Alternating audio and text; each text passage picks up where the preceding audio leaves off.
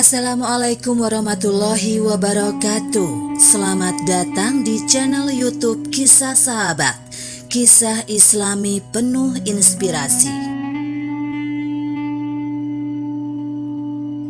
Ketika Nabi Muhammad menegur keras Usamah bin Zaid.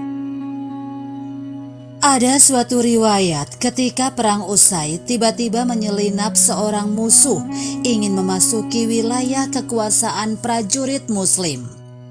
Usamah bin Zaid bin Haritsah yang dikenal sebagai panglima angkatan perang Nabi yang usianya masih muda memergoki dan mengejarnya. Musuh tersebut terjebak di sebuah tebing dan jurang sehingga tidak ada lagi jalan keluar. Tiba-tiba saja musuh tersebut meneriakkan 2 kalimat syahadat di hadapan Usamah. Panglima perang Nabi tersebut terperanjat, namun dia dan pasukannya tidak ingin terkecoh dengan strategi musuh tersebut sehingga akhirnya Usamah tetap menghunus pedangnya dan membunuh orang itu. Salah seorang sahabat yang menyaksikan peristiwa tersebut melaporkan kepada Nabi Muhammad bahwa Usamah sang panglima angkatan perang telah membunuh musuh yang sudah bersyahadat. Mendengar dan menanggapi laporan tersebut, Nabi Muhammad marah hingga terlihat urat di dahinya begitu jelas melintang. Nabi pun menegur keras Usamah. Usamah dipanggil oleh Nabi Muhammad, kemudian ditanya, "Kenapa membunuh orang yang sudah bersyahadat?" Usamah menjawab bahwa tindakan musuh tersebut hanya sebuah taktik belaka. Dia membawa senjata yang sewaktu-waktu bisa mencelakakan pasukan muslim. Dia dibunuh karena diduga syahadatnya palsu.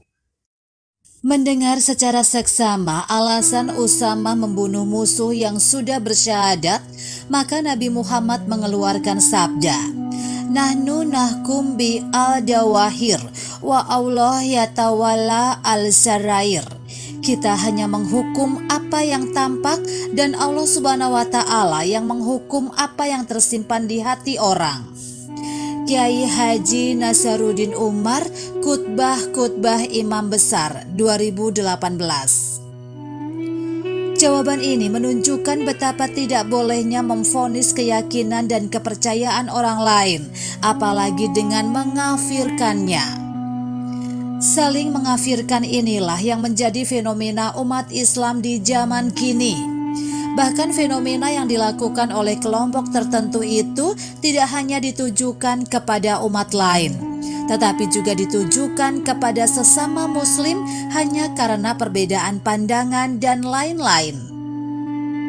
Jika seseorang secara formal telah mempersaksikan syahadatnya dengan terbuka, maka umat Islam tidak boleh lagi mengusiknya. Hal ini bukan berarti ketika dia masih kafir lalu umat Islam boleh mengusiknya. Umat Islam tetap harus menghargai dan menghormati keyakinan dan kepercayaan orang lain dengan terus berperilaku dan berdakwah dengan cara sebaik-baiknya. Soal ada pelanggaran lain, biarkan hukum formal yang akan menyelesaikannya. Atas langkah yang diambilnya itu, Usamah pun langsung memohon maaf kepada Rasulullah dan berjanji akan berhati-hati jika menemui peristiwa serupa di kemudian hari. Karena jika seseorang dieksekusi dengan tuduhan tertentu, maka yang turut menjadi korban adalah keluarga dekat orang tersebut. Demikianlah kisah sahabat yang dapat kami sampaikan. Semoga bermanfaat dan dapat menginspirasi kita semua. Sampai jumpa di kisah selanjutnya. Terima kasih. Wassalamualaikum warahmatullahi wabarakatuh.